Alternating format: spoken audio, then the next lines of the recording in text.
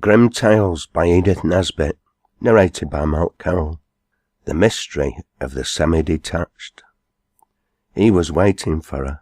He had been waiting an hour and a half in a dusty suburban lane, with a row of big elms on one side and some eligible building sites on the other. And far away to the southwest, the twinkling yellow lights of the Crystal Palace.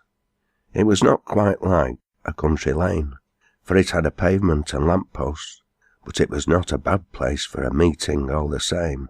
And farther up, towards the cemetery, it was really quite rural and almost pretty, especially in twilight. But twilight had long deepened into night, and still he waited. He loved her, and he was engaged to be married to her, with a complete disapproval of every reasonable person who had been consulted. And this half-clandestine meeting was tonight to take the place of the grudgingly sanctioned weekly interview, because a certain rich uncle was visiting at her house, and her mother was not the woman to acknowledge to a moneyed uncle who might go off any day and match so deeply ineligible as hers with him. So he waited for her, and the chill of an unusually severe May evening entered into his bones. The policeman passed him with but a surly response to his good night.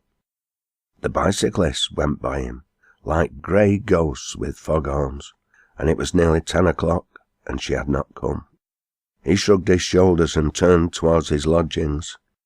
His road led him by her house, desirable, commodious, semi-detached, and he walked slowly as he neared it. She might even now be coming out, but she was not. There was no sign of movement about the house, no sign of life, no lights, even in the windows, and her people were not early people. He paused by the gate, wondering. Then he noticed that the front door was open, wide open, and the street lamps shone a little way into the dark hall. There was something about all this that did not please him, that scared him a little, indeed. The house had a gloomy and deserted air. It was obviously impossible that it harboured a rich uncle. The old man must have left early, in which case. He walked up the path of patent glazed tiles and listened. No sign of life.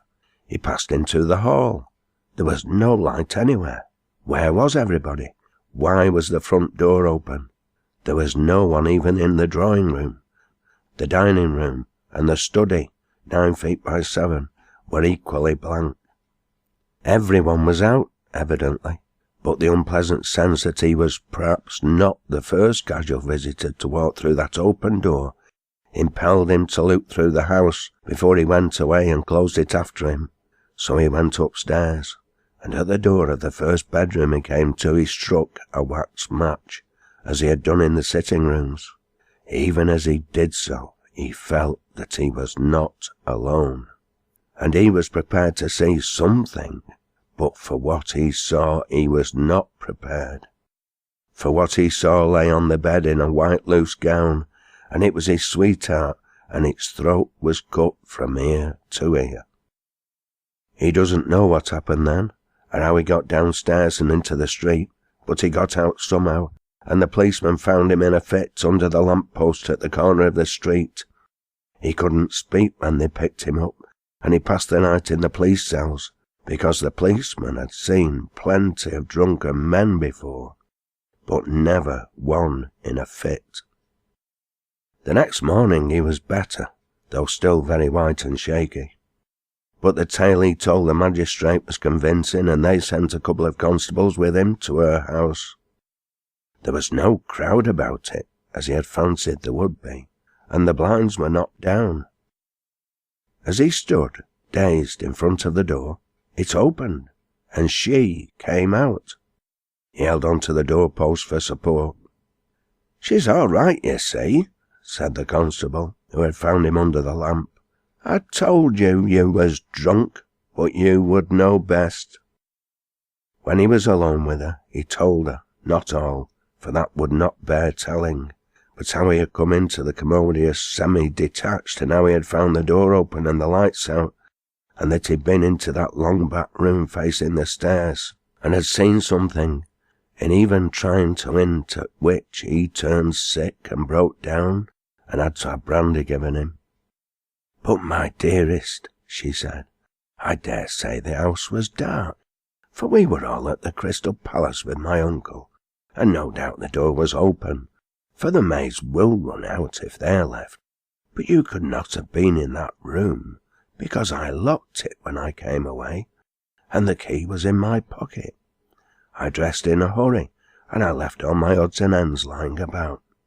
"I know," he said.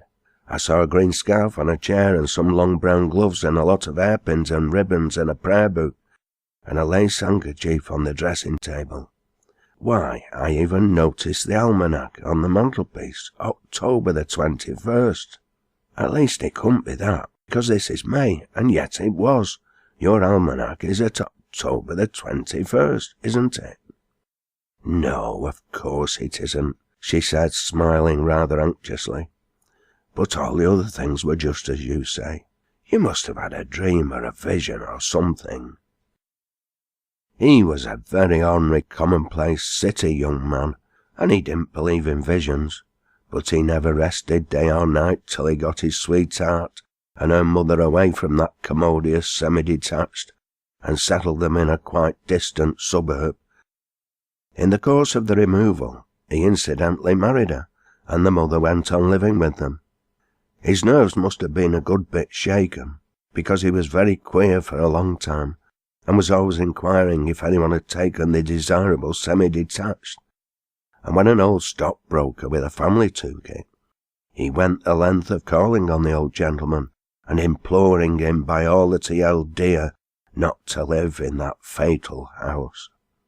"Why?" said the stockbroker, not unnaturally. And then he got so vague and confused between trying to tell why and trying not to tell why, that the stockbroker showed him out and thanked his God that he was not such a fool as to allow a lunatic to stand in the way of his taking that really remarkably cheap and desirable semi-detached residence.